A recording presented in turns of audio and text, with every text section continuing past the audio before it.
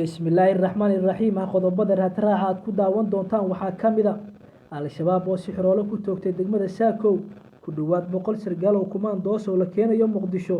Ammaanka xarumaha qaramada midoobay ee Muqdisho oo la adkeeyay kadib cabsi soo wajahday. Marekanka oo Balanqad cusub u sameeyay dowladda federaalka Soomaaliya kadib qaraxii xarunta dowladda hoose ee Xamar. Daawadayaal u diyaar garoow qodobada oo faahfaahsan.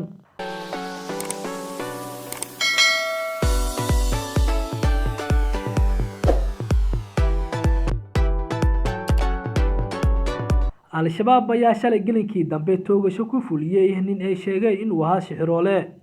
Toogashada ayaa ka dhacday fagaaro weyn oo ku yaala degmada Saakow ee gobolka Jubbada Dhexe. Fagaaraha lagu toogtay ninkaasi oo lagu magacaabi jiray Ibraahim Cabdullaahi ayaa waxaa ku sugnaa boqolaal dadweynaha iyo xubno ka tirsan Al-Shabaab. Sidoo kale Al-Shabaab ayaa ninkaasi ku eedeeyay in 2 jeer uu kufsaday gabar uu dhalay sida ay ku baahiyeen barahooda internetka. Ibraahim Cabdullaahi ayaa da'diisa lagu sheegay 51 sano jir waxaana maxkamadda horteeda Al-Shabaab ay sheegeen inuu ka qirtay dambiyadiisa. Muddooyinkii dambe Al-Shabaab ayaa kordhiyay faalka toogashada ah waxaana dhowaan gobolka Jubbooyinka ay ku toogteen dad ay ku eedeeyeen inay ahaayeen basaasiin. Waxaa lagu wadaa in saacadaha soo socda magaalada Muqdisho ay soo gaaraan saraakiil kumaandoos ah oo tababar culus ku soo qaatay gudaha dalka Uganda. Saraakiishan oo gaaraya ilaa 95 sargaal oo u badan dhalinyaro ayaa 1 sano iyo bar tababar ku soo qaatay xerada Kampala ee dalka Uganda, degmo lagu magacaabo Mundela ee dalkaasi.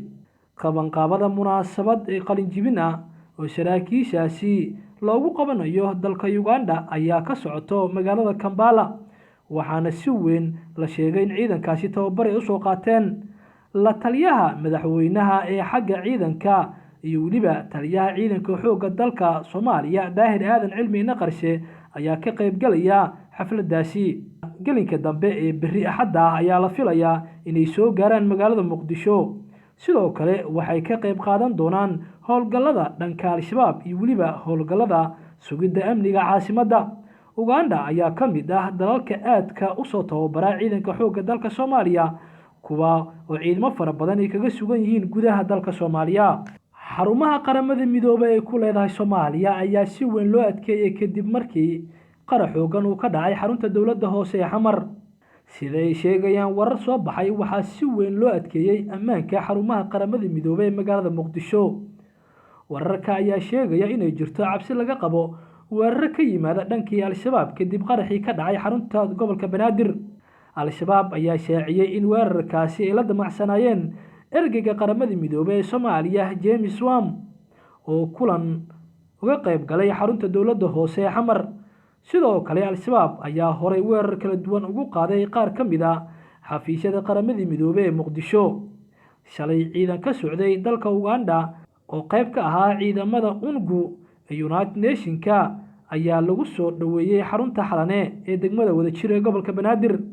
Ciidamadan oo gaarayay 625 askari oo 86 ka mid ay ahaayeen haween ayaa la sheegay in shaqooyinkooda amniga ay ka gudan doonaan iyagoo si weyn u ilaalin doona xarunta qaramada midoobay ee Muqdisho. Weerarkii ugu dambeeyay ee lala beegsaday xarunta qaramada midoobay ee ka dhacay 1 July sanadkan, kaas oo waxyeello ka soo gaartay qaar ka mid ah shaqaalaha. Dowladda waddanka Marekanka ayaa ballanqaad cusub u sameysay dowladda federaalka Soomaaliya kadib qaraxii gobolka Banaadir ka dhacay. Dowladda Marekanka ayaa ballanqaad culus u sameysay dowladda Marekanka ayaa ballanqaad cusub oo ka dhana Al-Shabaab u sameysay dowladda Soomaaliya kadib qaraxii Arbacadii ka dhacay xarunta dowladda hoose ee Xamar. Safiirka Marekanka u fadhiyo Soomaaliya Yamamoto oo ka hadlay weerarkaasi mar uu hore u tacsiideeyay eheladii dadkii ka geeriyooday ayaa waxa uu sheegay in xaaladda caafimaad oo degdeg loo sameyn doono. Yamamoto ayaa sheegay in dowladdiisu ay cambaareynayso weerarkaasi uu ku tilmaamay mid bahalnimo ah. Dhanka kale wuxuu carabka ku dhuftay in Marekanka uu xoojinayo taageerada Soomaaliya isla markaana uu gacan ka siinayo xaaladda bini'aadanimo iyo weliba la dagaalanka Al-Shabaab. Waxaan xaqiijinayaa ballan qaadayaa in xoogga aan saari doono in dowladda Soomaaliya taageero buuxdo aan siino si ay u ciribtirto Al-Shabaab, ayuu yiri. Sidoo kale Yamato ayaa ballan qaaday in tababar xooggan ay siin doonaan sirdoonka dowladda Soomaaliya iyo ciidanka xoogga dalka intaba. Ugu dambeyntii waxaa ammaan iyo bogaadin u jeediyay ciidanka ammaanka uu sheegay in gurmad degdeg ay u fuliyeen dadkii ku dhintay kuwii ku dhaawacmay intaba. Wararkan oo ismiidaamin ahaa ayaa waxaa sheegtay Al-Shabaab, waxaana ku dhintay dad kor dhaafaya 10 qof oo isugu jira agaasimayaal iyo gudoomiye degmo, halka gudoomiyaha gobolka Banaadirna dhaawac culus uu ka soo gaaray. Daawadayaal, warkii aad ka daawanayseen raadraaca wararka waa naga intaa.